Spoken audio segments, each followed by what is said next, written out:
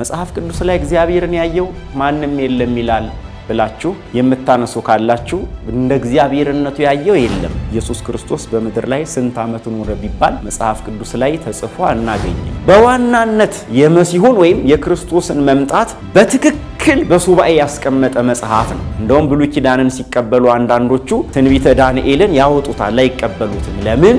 ክርስቶስ ገና ይመጣል ይወለዳል የሚሉትን በትክክል ሱባኤውን ቆጥሮ ስላስረዳ ይህማ ውድቀታችን ነው ብለው አውጥተውታል። ኢሳይያስ ማለት እግዚአብሔር አዳኝ ነው ወይም እግዚአብሔር ደህንነት ነው ማለት ነው። ኢሳይያስ ተብላችሁ የምትጠሩ የስማችሁ ትርጉም ይሄ ነው። ጣዖት አምልኮ እንደማይጠቅም ከእግዚአብሔር አምልኮ ውጭ ስለሆኑ ነገሮች ከንቱነት። የክርስቶስ ሰላም ለሀገራችን፣ ቸርነቱ ለሕዝባችን ይሁን። እንደምሰንብታችኋል። ይህ ደረጀ ዘወይንዬ ሚዲያ ነው። በሚዲያችን ሀገራዊ፣ ታሪካዊ፣ ሃይማኖታዊ፣ ባህላዊ፣ ወቅታዊ ጉዳዮችና ሌሎችም ይቀርባሉ። አብራችሁን በመሆናችሁ ታተርፋላችሁ። ለሌሎች በማካፈል ቤተሰባዊነትን ያጠናክሩ። መልካም ቆይታ ይሁንላችሁ። በስመ አብ ወወልድ ወመንፈስ ቅዱስ አሃዱ አምላክ አሜን። የተወደዳችሁ የክርስቶስ ቤተሰቦች፣ የእናታችን የንጽሕት ቅድስት ድንግል ማርያም ወዳጆች በአምላካችን በልዑል እግዚአብሔር ስም በያላችሁበት እንደምንቆያችሁ እግዚአብሔር አምላካችን ይህን መርሐ ግብር በዚህ አይነት መልኩ እንድንማር ይህን ጊዜ ስለሰጠን ስሙ የተመሰገነ ይሁን። የተወደዳችሁ የክርስቶስ ቤተሰቦች 81ዱ መጽሐፍት የትኞቹ ናቸው የሚለውን ክፍል 5 ዛሬ እንቀጥላለን። ክፍል 5ን የምንጀምረው 30ኛውን መጽሐፍ ነው። 30ኛውን መጽሐፍ ስንጀምር 30ኛው መጽሐፍ የሚጀመረው ከትንቢት ክፍል ነው። እስካሁን የሕግ ክፍልን አይተናል። እስካሁን የታሪክ ክፍል መጽሐፍትን አይተናል። እስካሁን የቅኔ የመዝሙርና የጥበብ መጽሐፍትን አይተናል። አሁን የምንጀምረው 30ኛው ክፍል ላይ ወይም 30ኛው መጽሐፍ ላይ የነቢያት ክፍል ነው። ነቢያት በሁለት ይከፈላሉ። አበይትና ደቂቀ ነቢያት ተብለው ይጠራሉ። የቃልና የጽሑፍ ነቢያት ተብለው ይጠራሉ። አበይት የምንላቸው በሰጡት አገልግሎት በመጽሐፉ ምዕራፍ ብዛት ሲሆን ደቂቀ ነቢያት የምንላቸው ደግሞ በጻፉት የምዕራፍ ማነስና ባስተላለፏቸው መልእክቶች በሰጧቸው አገልግሎቶች አንጻር ነው። የቃልና የጽሑፍ የምንላቸው ደግሞ የተናገሩት ትንቢት በቃል የተገኘ የተናገሩት ትንቢት በጽሑፍ የተገኘ ብለን ስንገልጸው የተናገሩት ትንቢት በጽሑፍ የተገኘ አበይት ናቸው። በቃል ብቻ ትንቢት ተናግሮ ያስተላለፉ የቃል ነቢያት ይባላሉ። እነ ኤልሳን ማንሳት እንችላለን ማለት ነው። ስለዚህ 30ኛው መጽሐፋችን ትንቢተ ኢሳይያስ ይባላል። ኢሳይያስ ከአበይት ነቢያት አንዱ ሲሆን ኢሳይያስ ማለት እግዚአብሔር አዳኝ ነው ወይም እግዚአብሔር ደህንነት ነው ማለት ነው። ኢሳይያስ ተብላችሁ የምትጠሩ የስማችሁ ትርጉም ይሄ ነው። ባለትዳርና የሁለት ልጆች አባት ሲሆን እግዚአብሔርን ያየ ነቢይ ነው። መጽሐፍ ቅዱስ ላይ እግዚአብሔርን ያየው ማንም የለም ይላል ብላችሁ የምታነሱ ካላችሁ እንደ እግዚአብሔርነቱ ያየው የለም። እግዚአብሔር እንደሚገለጽላቸው ሰዎች መጠን ግን እንደተገለጸላቸው ትንቢተ ኢሳይያስ ይነግረናል። ምዕራፍ 6 ላይ እግዚአብሔርን በረጅምና ከፍ ባለ ዙፋን ላይ ተቀምጦ አየሁት ይላል። ኢሳይያስ እግዚአብሔርን አይቶታል።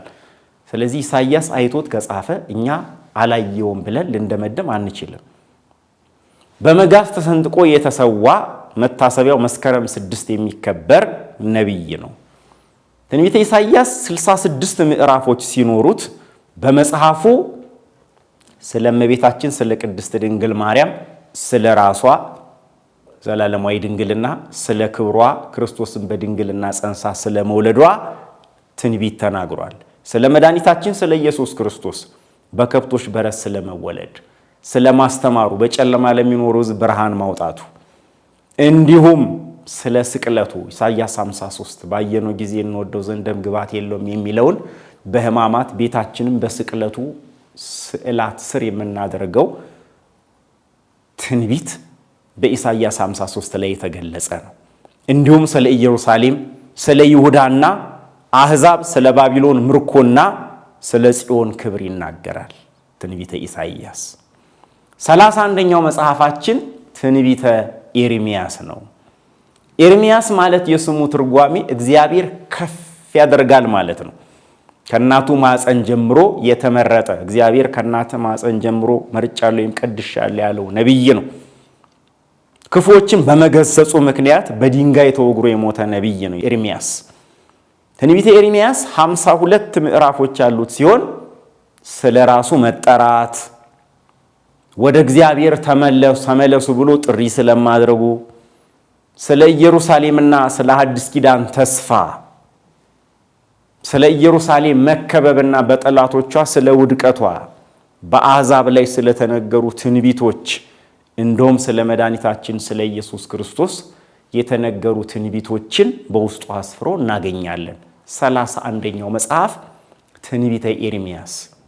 ልብ በሉ፣ ከ31ኛው መጽሐፍ ጋር አብረው የሚቆጠሩ 4 መጽሐፍት አሉ። የኢትዮጵያ ኦርቶዶክስ ተዋሕዶ ቤተክርስቲያን ትንቢተ ኤርምያስ ጋር አብራ የምትቆጥራቸው እንደ አንድ መጽሐፍ 4 መጽሐፍት አሉ። አንደኛ ሰቆቃወ ኤርምያስ። ሰቆቃ ማለት ሙሾ፣ ለቅሶ ማለት ነው።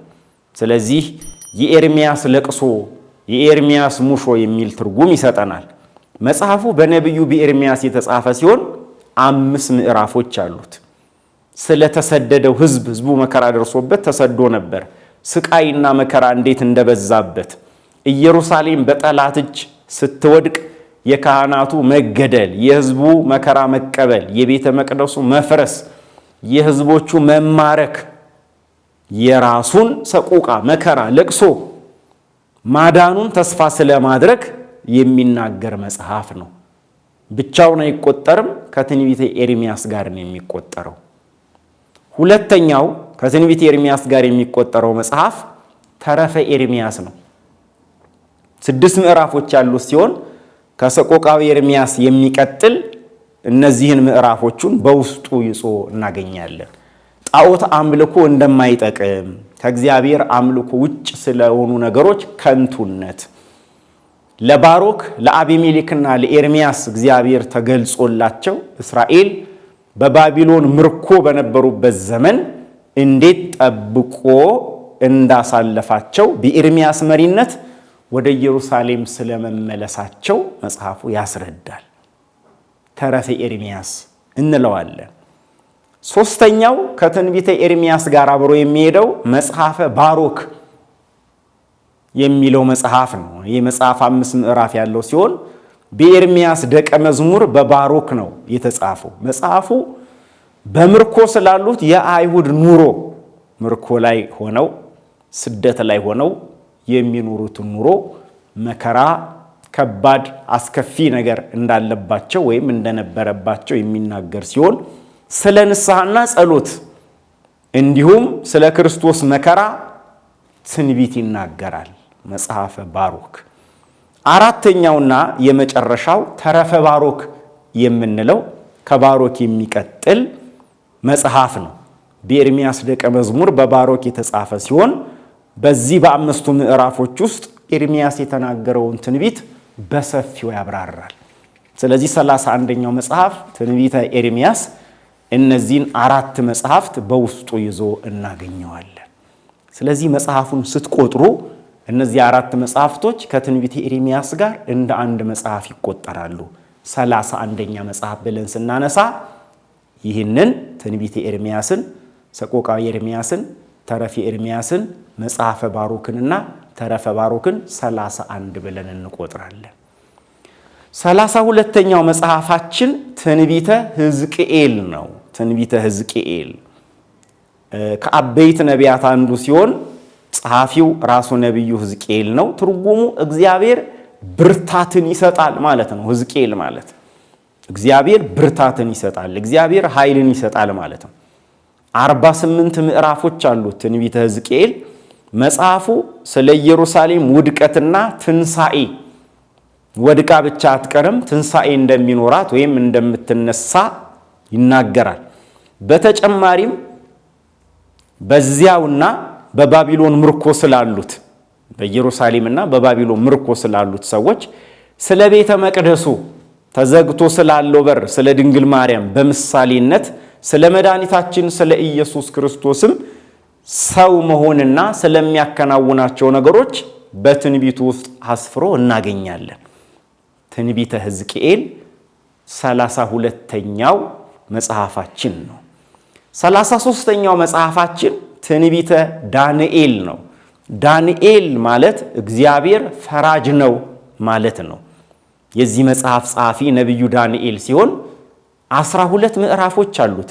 ትንቢተ ዳንኤል መጽሐፉ የሕዝቡን መማረክ የእስራኤላውያንን ዳንኤልና ሰለስቱ ደቂቅ ወይም ሦስቱ ሕፃናት ከንጉሱ በገጠማቸው ፈተና እሳት ውስጥ ተጥለው በፈተና ውስጥ አልፈው 3 የነበሩ አራተኛ የእግዚአብሔር መልአክ ተገልጾ እንዴት እንደታደጋቸውና መላእክት እንዴት እንደረዷቸው ይናገራል። እንዲሁም ነቢዩ ዳንኤል ራሱ ወደ አንበሶች ጉድጓድ ተጥሎ እግዚአብሔር መልአኩን ልኮ እንዴት እንዳዳነው ይናገራል። በዋናነት የመሲሁን ወይም የክርስቶስን መምጣት በትክክል በሱባኤ ያስቀመጠ መጽሐፍ ነው። እንደውም ብሉይ ኪዳንን ሲቀበሉ አንዳንዶቹ ትንቢተ ዳንኤልን ያወጡታል፣ አይቀበሉትም። ለምን? ክርስቶስ ገና ይመጣል ይወለዳል የሚሉትን በትክክል ሱባኤውን ቆጥሮ ስላስረዳ ይህማ ውድቀታችን ነው ብለው አውጥተውታል። ስለዚህ በሱባኤ ያስቀመጠ በቆጠራ ያስቀመጠ መጽሐፍ ነው ትንቢተ ዳንኤል። 33ኛው መጽሐፋችን ነው። ከትንቢተ ዳንኤል ጋር የሚቆጠሩ 3 መጽሐፍት ደግሞ አሉ። ከኤርሚያስ ጋር የሚቆጠሩ 4 እንዳየን ከትንቢተ ዳንኤል ጋር የሚቆጠሩ 3 መጽሐፎች አሉ። አንደኛው መጽሐፈ ሶስና ነው። ሶስና የምትባል ሴት እግዚአብሔርን በማመን በጥሩ ስነ ምግባር በመልካም ቤተሰብ ያደገች ሴት ስትሆን ሃይማኖተኛና እግዚአብሔርን የምትፈራ ሴት 2 መምህራንን የሚሉ ሰዎች የዝሙት ጥያቄ አቅርበውላት ያንን አልቀበልም በማለቷ ምክንያት ክስ አዘጋጅተው በድንጋይ ሊወግሯት ሰዎችን ድንጋይ አስይዘው ቀጠሮ ቀጥረው ሰዓት መድበው ቦታ መርጠው ሊገሏት በተዘጋጁበት ሰዓት ወደ እግዚአብሔር በመጸለይዋ እግዚአብሔርን በመለመኗ እንዲያድናት እንዲታደጋት በመለመኗ ምክንያት ዳንኤልን አስነስቶላት በትክክል ፈርዶ እነዛም ሰዎች እንደተቀጡ እሷም እንደተረፈች የሚያስረዳ መጽሐፍ ነው። መጽሐፈ ሶስና ይባላል። በሴት ስም ከተጠቀሱ ርዕስ ከተሰጣቸው መጽሐፍት መካከል አንዱና ከትንቢተ ዳንኤል ጋር የሚቆጠር መጽሐፍ ነው። መጽሐፈ ሶስና። ሁለተኛው ከትንቢተ ዳንኤል ጋር የሚቆጠረው መጽሐፍ መዝሙር ዘሰለስቱ ደቂቅ ነው። የሶስቱ ልጆች ወይም የሶስቱ ሕፃናት መዝሙር ጸሎት ማለት ነው። ጸሐፊው ነቢዩ ዳንኤል ሲሆን 1 ምዕራፍ ነው ያለው።